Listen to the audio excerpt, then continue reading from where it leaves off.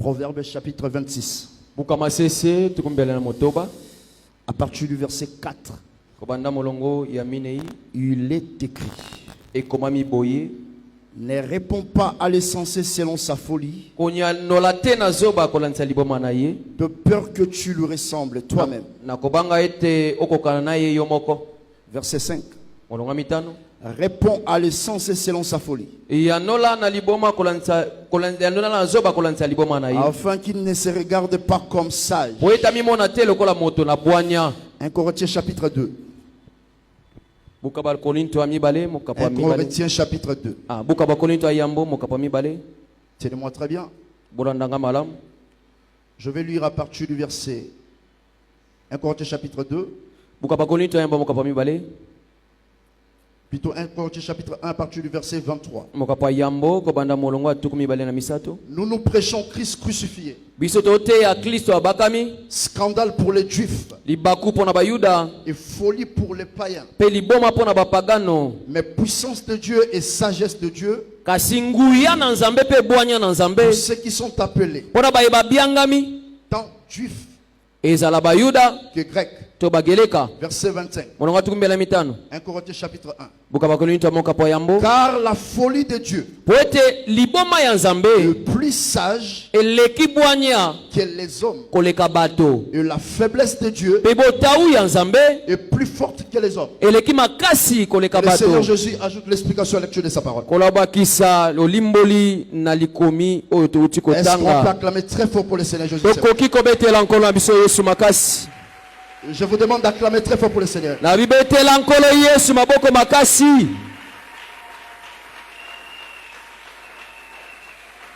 Alors, vous devez comprendre pourquoi vous acclamez. Parce que dans Juda, le Père a dit ceci. Juda recevra les hommages de ses frères. Il n'a pas dit les camps. J'étais loin ce matin pour expliquer les camps. Quand est-ce que Juda doit recevoir les hommages de ses frères? Et ce jour-là, je vis Jean pleurant. Qui est-il? Qui est-il? Personne n'était trouvé dit. Voici le lion de la tribu de Juda a vaincu. Donc il reçoit les hommages quand il combat. Non pas seulement il combat, mais quand il nous rapporte la victoire. C'est Christ à la croix de Golgotha. Il nous a donné la victoire sur la mort, sur le péché. Voilà pourquoi je peux acclamer. Gloire à toi Jésus. Gloire à toi Seigneur. Alors, mais pourquoi nous chantons? Pourquoi nous dansons?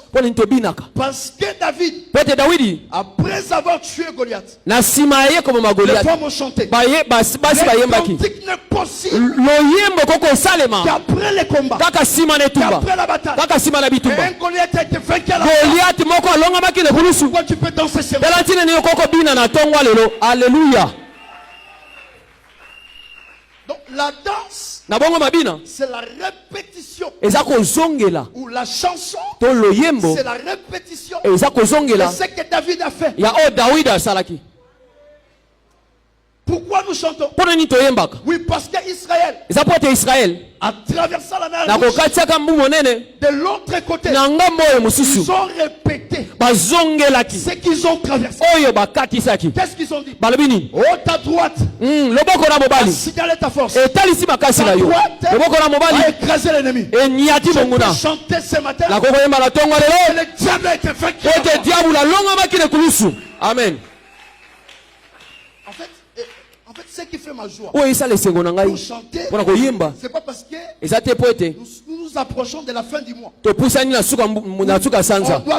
doit non, c'est pas ça. Ce qui fait ma joie, parce que je sais que la mort a été vaincue. La maladie a été vaincue. Le péché a été vaincu. Je marche avec l'assurance. Un enfant de Dieu baptisé du Saint-Esprit doit être toujours joyeux. C'est l'écriture. C'est l'écriture. Voilà pourquoi Jésus interdit. Ne vous inquiétez. Quand il dit ne vous inquiétez, c'est-à-dire il sait ce qu'il doit faire. Même quand, j'aime ça, acclamez très fort pour le Seigneur. Même dans la foule. Même dans la foule. La première personne à avoir compassion, c'était Jésus. Parce que quand il a vu la foule, il a vu la foule comme un troupeau sans pasteur.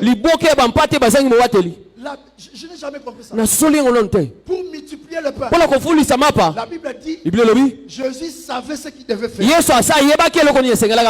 Comment il savait? C'est-à-dire qu'il était là. Donc celui qui était dans ces jeunes hommes, il dit qu'il savait ce qu'il devait faire. Ce qui devait se faire, ça devait se faire dans ce petit temps. Oh, Dieu a tant esprit, il ne pouvait rien faire. Il prend ses corps, il devient petit afin de nourrir son peuple. Amen. Est-ce que je peux rentrer dans ma prédication? Est-ce que je peux rentrer dans ma prédication? Acclamez très fort pour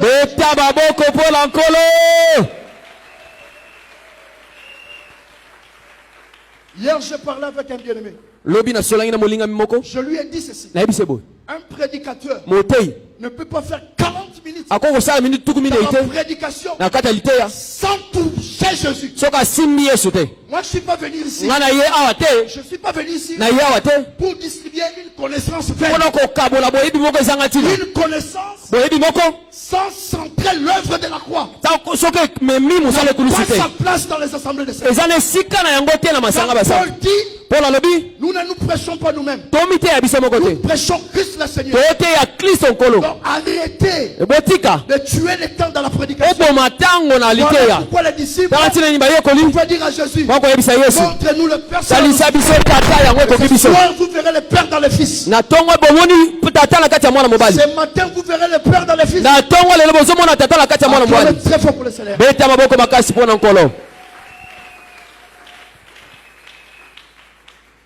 Alors, qu'est-ce que nous parlons? Voilà ce qui est écrit. Proverbe 26, verset 4. Ne réponds pas à l'essentiel selon sa folie, de peur que tu lui ressembles toi-même. Ici, il y a deux hommes. On s'adresse à un homme de ne pas répondre au fou. Parce qu'en répondant au fou, tu deviens comme eux. Alors ce matin, je vais expliquer c'est quoi l'interdiction. La fois dernière, j'ai expliqué c'est quoi la réponse. Parce que répondre, c'est restituer. Interdit. Vous êtes bénis ce matin. Parce que l'explication, c'est ça la bénédiction. Acclamez très fort pour le Seigneur.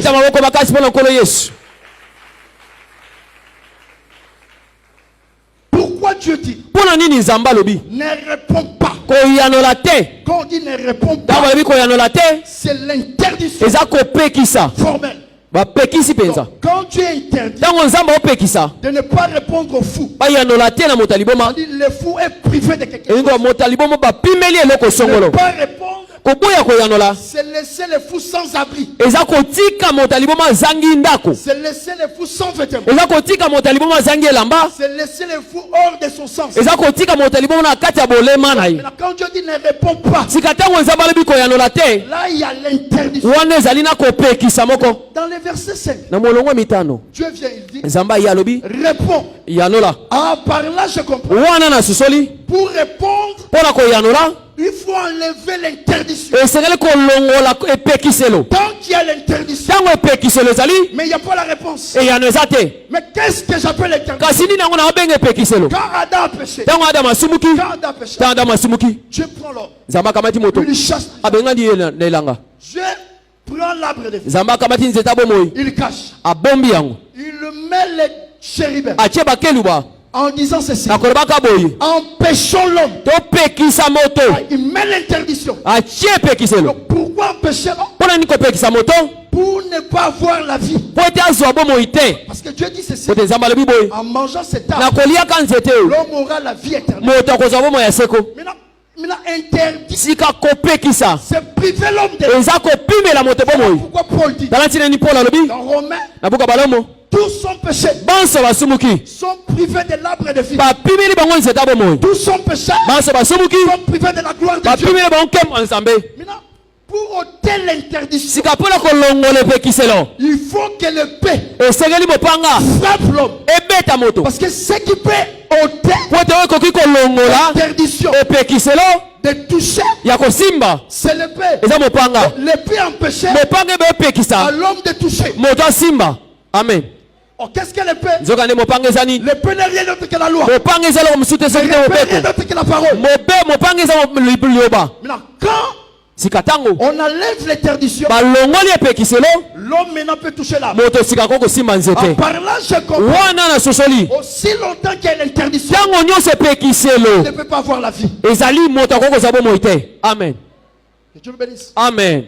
Donc par là, je comprends. Pour que l'interdiction soit ôtée, au commencement, il fallait qu'un homme accepte qu'il ne peut pas sur lui. Par là, je comprends. C'est la mort qui enlève l'interdiction. Amen. Amen. Bon, je vais ajouter un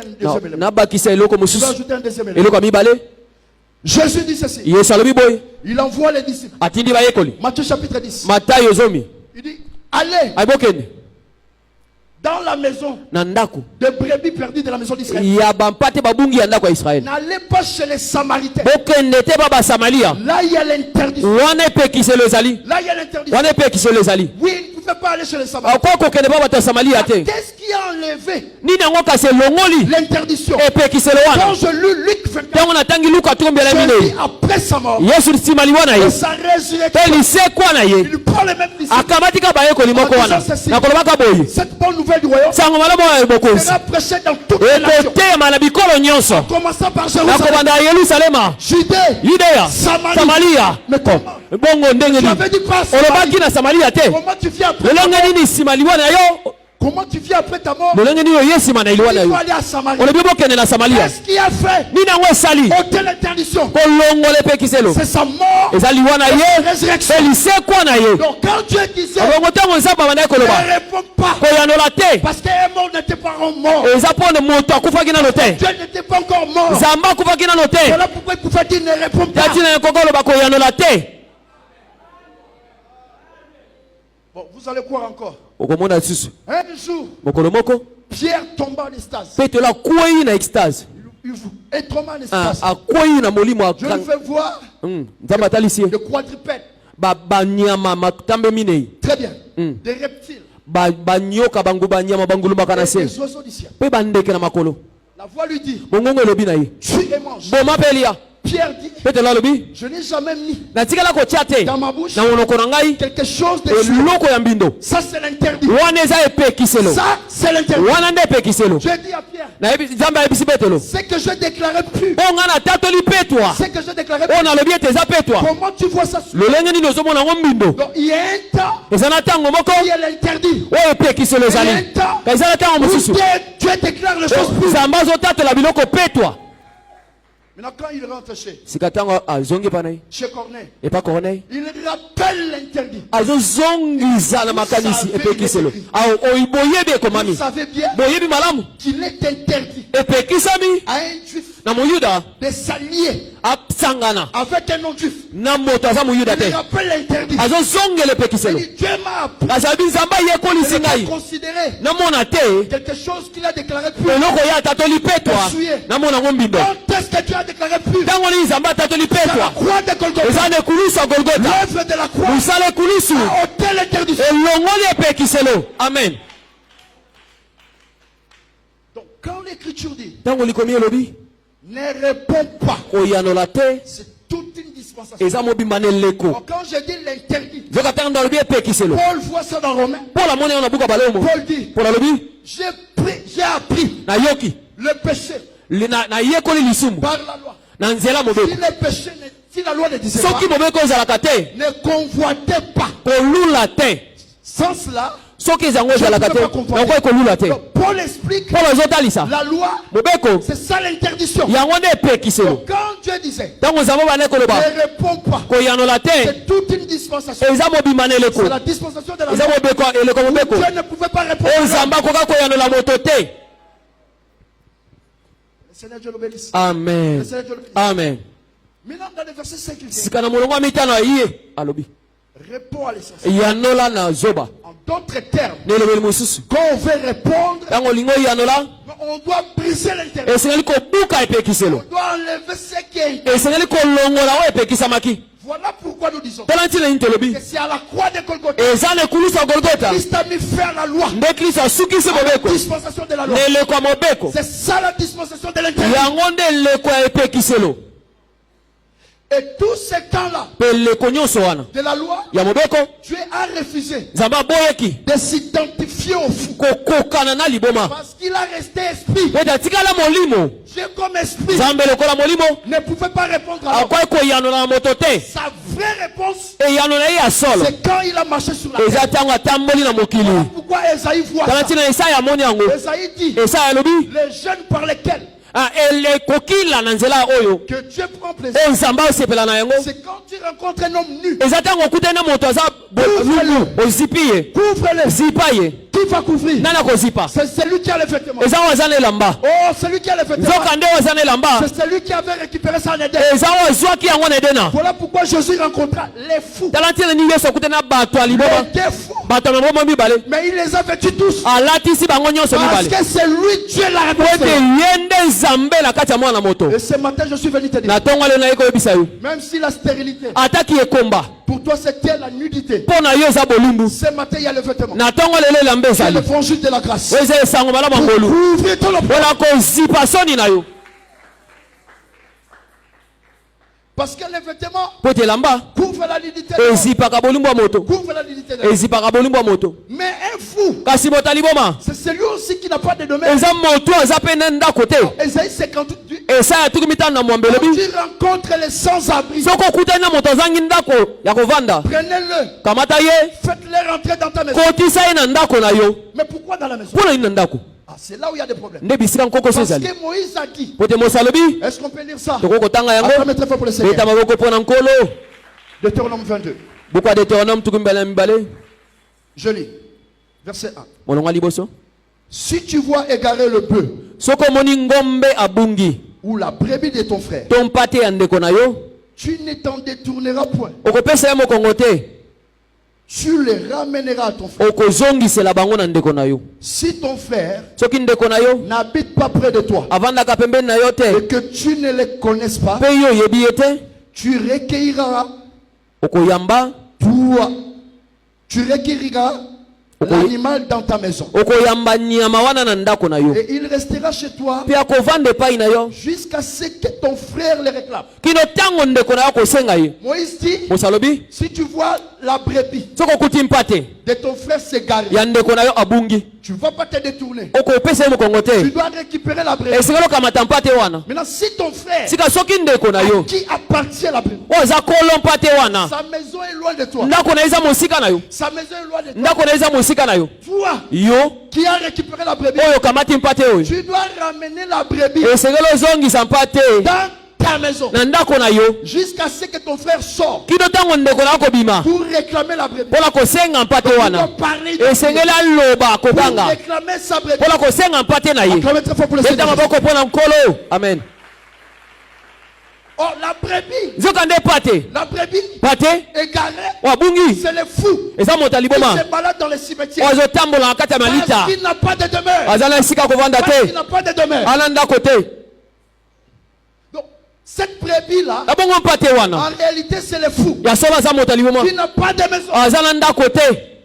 Voilà pourquoi, quand Jésus guérit le fou, il le renvoie dans sa maison. Moïse dit ceci, quand tu récupères la brebis, parce que la maison de ton frère est loin, cet homme-là, après avoir reçu la guérison, il voulait voulait suivre Jésus. Jésus dit, ne me suis pas. Je vais répondre à ça ce matin. Pourquoi ne me suis pas? Parce que sa maison c'est le ciel. Sa maison c'est loin. Jésus, après l'œuvre de la croix, il ne pouvait pas nous amener comme ça. Mais il nous a amené quelque part. Dans sa maison. J'aime ça. Amen. Dis que tu prends la brebis. Tu l'amènes dans sa maison. Mais sa maison c'est quoi? Paul dit à Timothée, avant que je tarde d'arriver, que tu saches comment te conduire dans l'église de Dieu. La maison aujourd'hui, c'est l'église. L'église c'est pas ça. L'église c'est le lieu de l'enseignement. Amen. Que Dieu nous bénisse. Amen. Que Dieu nous bénisse. Amen. Aujourd'hui, les fous est dans la maison. Amen. Maintenant Moïse dit, attention, la brebis ne t'appartient pas. La brebis ne t'appartient pas. Parce que le propriétaire doit venir et ceux qui ont vécu dans le village, quand on vole une brebis vers le soir, Amen. pris ma brebis. Il réclame. Amen. Amen. C'est exactement ça. Maintenant, quand tu prends la brebis, tu regardes la maison, le propriétaire doit crier. Comme Paul voit ça, Paul dit ceci: au son de la trompette, au son de la trompette, voix de la cloche, mort en Christ, à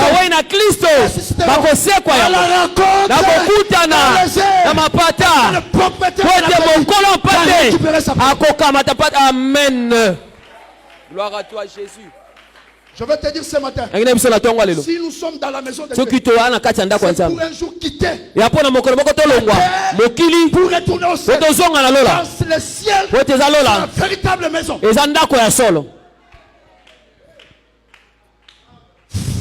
Frère Yannick, que je suis, je n'ai pas de brebis. Je n'ai pas de brebis. Jésus rappela à Pierre, pète brebis. Batela bampate na Pierre, abi petelo batela bampate na ngai le propriétaire kala mokolo reviendra okozonga réclamer le brebis. kosenga bampate na ye. Amen. Voilà pourquoi Pierre dit, vous avez été rachetés par un grand. Vous n'êtes pas esclaves des hommes. Et quand Paul a vu, il y avait même la division à l'église. Qui Paul? Parce que c'est au nom de Paul que vous avez je suis qu'un instrument. C'est pour dire que vous n'êtes pas mes brebis. Vous êtes les brebis du Seigneur. Amen. Mais mon problème c'est quoi? Je ne peux pas guérir un homme. Il le laisse en route. Quand cet homme était frappé par les balles, on l'a mené à l'hôtellerie. L'hôtellerie, c'est le lieu de pèlerin. C'est la folie du monde. Il nous emmène dans un lieu. Ce lieu-là, c'est Éphésiens 4:11. Pour le perfectionnement des saints. Amen. Une brebis qui joue avec un ministre de joue avec le salut.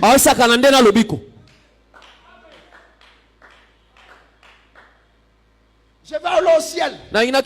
Par quelle voie? Même Jésus après sa mort, il a dit Père, je prie pas pour eux seulement, pas pour les 12, mais pour ceux qui croiront en moi, par leur parole. Après Jésus, on croit au travers des Éphésiens 4:11. Ça, les Éphésiens 4:11, pas de salut, pas de ciel, pas de vêtements, pas de maison, rien. Et l'autre côté, réponds l'essentiel. Maintenant, qu'est-ce que je fais? Parce que je finis ici. Le verset 4, c'est tout le temps après la chute d'Adam. Maintenant, le verset 5, c'est Dieu qui vient dans ses corps. Quand Dieu vient dans ses corps, c'est pour briser la loi. Ce qui interdisait à toucher à la grâce. Amen. C'est comme cette femme. Elle crie. derrière les apôtres. Fils de David, mais les disciples demandèrent à Jésus, envoyez-là. Donc nous comprenons par là, c'est le temps de la loi, il y avait des interdits. Toi Congolais, tu ne touches pas la graisse. Je vous montre l'interdit toujours. Jésus dit à la femme, il n'est pas bon de prendre le pain. Il n'a pas dit le pain. De prendre le pain. Tes enfants. De donner aux petits chiens. Oui. La femme m'a dit. Jusque-là, c'est toujours l'interdit. Il y a l'interdit. Pas de guérison. Pas de miracle. Pas de restitution. La femme a compris. Moi, je n'ai pas besoin d'un pain entier. La femme dit, ce qui tombe à terre, est déjà mietté. Parce que Christ en Israël, c'est le pain entier. Après sa mort, il est découpé. Les Congolais prennent une. Amen. Regarde. Tala. Ce qui tombe à terre, ce sont des miettes. Les Congolais ne peuvent pas se glorifier. En disant que nous avons l'absolu de l'éternité. Vous avez aussi une miette. Les Américains aussi une miette. Les Gabonais aussi une miette. Ce qui tombe à terre, ce n'est pas le pain entier. C'est des miettes.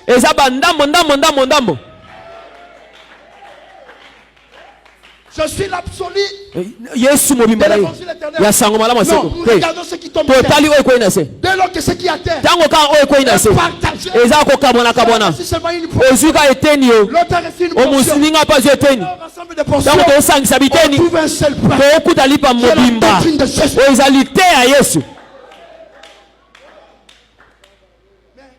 Quand est-ce que Jésus a brisé l'interdit devant cette femme cananéenne? C'est quand la femme a dit, même ceux qui tombent à terre, les petits chiens mangent. Maintenant Jésus interprète. Il dit, femme, ta foi. Où est la foi? La foi, c'est le pain mietté. C'est les écritures expliquées. Une parole non expliquée ne produit pas la foi. Voilà pourquoi Paul dit, la foi vient de ce qu'on attend. Une parole ouée.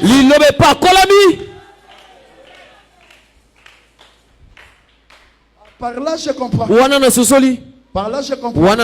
C'est la foi qui ôte l'interdit. Il y a des gens qui sont malades. Mais on prêche la parole. Ils ne croient pas. Je te dis ce matin, tu as besoin de croire pour ôter l'interdit. C'est que les médecins ont dit, c'est que la famille a dit, c'est que papa a dit. Ne peut ôter ça. C'est la foi. Sans la foi, pas de miracle. Sans la foi, pas de vêtements. Amen.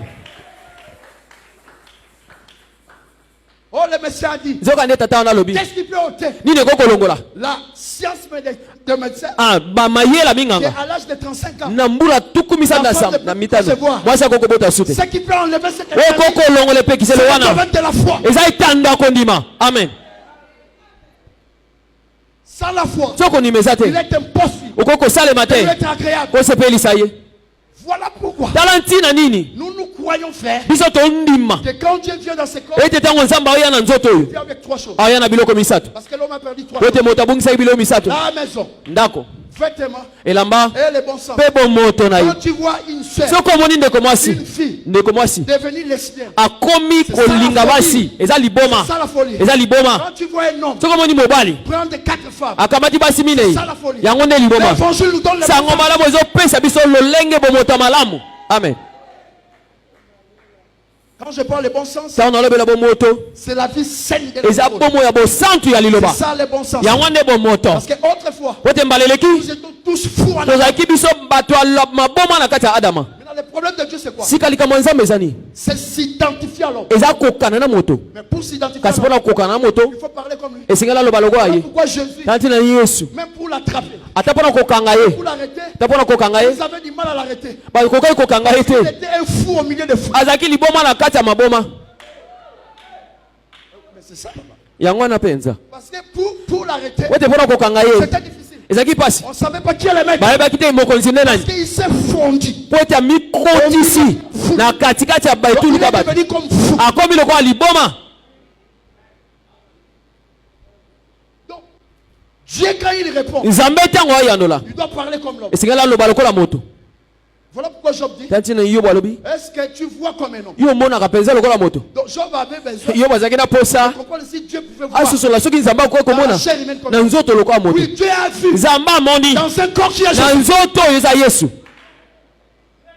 Quand il dit, je vis la souffrance, je suis descendu. Dieu comme esprit, il était là-bas au ciel. Mais comme parole fait chair, il était dans l'agneau. Il était dans l'agneau. Quand il dit je suis descendu, on doit lui voir descendre. Je suis descendu pour libérer. Mais qu'est-ce qui a libéré Israël? C'était seulement en mangeant la nuit. Israël n'avait pas des armes. C'était seulement la chair, la nourriture. Je vous dis au nom du Seigneur, ce qui peut libérer, c'est la parole que tu manges. C'est la parole que tu goûtes. Attention. Pharaon avait 600 hommes. Israël a fait quoi? C'est ça la folie. Voilà pourquoi Moïse avait raison. Quand Dieu l'appela, il dit, je t'appelle pour délivrer mon père. Moïse dit, je ne sais pas parler. Quel rapport y a-t-il entre la délivrance et Moïse savait que par la bouche, par le ministère, que le peuple sera libéré. Il ne faut pas jouer avec le ministère de la parole. Pharaon avait tout. Toutes les armes. Pour contrecarrer la marche. Je n'ai jamais lu dans ma Bible. Je n'ai jamais lu dans ma Bible. Un petit enfant fut attrapé par Pharaon. C'est pas possible. C'est pas possible. Parce que tout celui qui est prêt entre les mains du Seigneur. Mes brebis sont entre les mains. Personne ne peut les rater. Aucun sorcier. Aucun démon. Amen. Moi j'aime prêcher avec assurance. J'aime pas après avoir prêché. La personne se pose des questions. Est-ce qu'on doit croire encore ou on doit attendre? Donc c'est ça. Tu crois tu es sauvé. Tu ne crois pas c'est fini. Réponds. La réponse veut dire donner la maison. La réponse veut dire donner le vêtement. La réponse veut dire donner le toit. Ce matin, tu dois retourner avec ces trois choses. Tu dois retourner avec ces trois choses. Parce qu'un homme a pris corps. Un homme a pris corps pour nous donner la maison. Qui est le jardin d'Éden. Le lieu de l'autorité. Et ce matin tu dois exercer l'autorité sur les démons, sur les sorciers. Parce que nous avons regagné la maison. Maintenant, je vais finir par là. Mais être hors de la maison c'est quoi? Parce que cet homme, jeune homme, qui avait reçu le bien de son père, il est allé loin de la maison. Je vais interpréter la maison. Moi je vais interpréter non avec la rousse. Avec ce qui est écrit. Il est allé loin de la maison. Je vais aller très vite. Vous allez là-bas pour expliquer la maison. Pas autre chose. Maintenant quand l'enfant fit rentrer en lui-même, tout prédestiné, un signe en lui, la pensée de l'éternité, dans la maison. Quand il entend la voix, il doit retourner. Maintenant l'écriture dit ceci. Et quand l'enfant a compris que là où il est parti, il n'y a pas le pain, il y a la famine. Donc être loin de c'est être loin du pain. Maintenant quand il retourne, j'aime ça. Le père voit de loin. C'est le père qui couvre. Le Père vient de loin. La grâce, c'est Dieu vers l'homme. Et ce matin, amen. Ce matin, je vais t'expliquer le lieu de rencontre entre le Père et le Fils. C'est le lieu de la rencontre. C'est la croix de Golgotha. Amen. C'est pas ça mon problème. C'était juste pour souffler. Maintenant, quand la foi est rentrée dans la maison, le Père dit ceci. Il faut lui revêtir de la plus belle robe. Ça veut dire hors de la maison. C'est manque de vêtements. Est-ce que vous voyez ça? Donc on se loin de la maison, on perd la plus robe. Voilà pourquoi c'est fou. Son lieu était le sépulcre. Parce qu'il n'avait plus de maison. Il se trouvait nu. Ça c'est Adam. Hors du jardin. Maintenant le Père dit. Il explique au serviteur. Nous devons tuer l'animal à l'honneur de mon fils. Pourquoi? Parce qu'il était mort et il est revenu. Donc la maison, c'est la vie. L'éloignement de la maison, c'est la mort. Quand Dieu nous regarde dans la maison, nous récupérons la vie.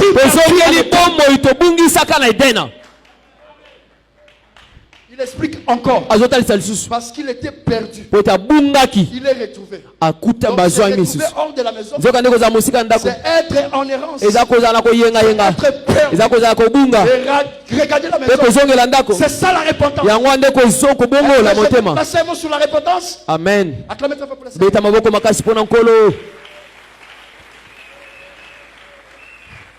Attention. Notre repentance est différente avec d'autres églises.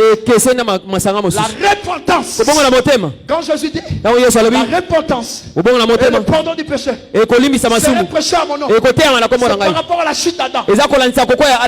Parce que repentir, c'est regagner la maison. C'est regagner la maison. Donc quand on se repent, on se retrouve dans l'état initial, le temps du commencement. L'homme avait l'autorité. Un païen ne peut pas vivre la repentance. Voilà pourquoi la Bible dit il est impossible. Il est impossible. Ce qu'il faut être éclairé. Ce qui était, il faut éclairer. Il parvient dans la repentance. Il s'agit de quelle repentance? Où il n'y a pas la possibilité. Apocalypse dit, souviens-toi là où tu es tombé et réponds-toi. Quand nous prêchons l'évangile, quand je prêche l'évangile vite, l'évangile c'est quoi? C'est prendre la brebis, l'amener à la maison. Quand il rentre dans la maison, ça veut dire qu'il s'est répandu. Il ne peut plus se perdre. Il ne peut plus se perdre. Donc la repentance, c'est le retour à la maison. Amen. Repentance, c'est pas comme Marcelo prêche. Attention, tu vas mourir. Mais je vais mourir parce que j'ai fait quoi? Donc la repentance, c'est expliquer l'homme qui était loin de la maison. Un homme est descendu. Pas par tes efforts. Cet homme s'est descendu. Cet homme a couru pour te rencontrer afin de te ramener dans sa maison. Si Dieu ne court pas, si Dieu ne marche pas, la marche de l'homme, la repentance de l'homme, c'est le mien. Et Dieu a marché. Dieu a couru dans un corps qui est Jésus. Un jour Hérode veut tuer Jésus. Il dit, allez dire à demain. Ouais, mais pour faire quoi? Pour rencontrer le Fils.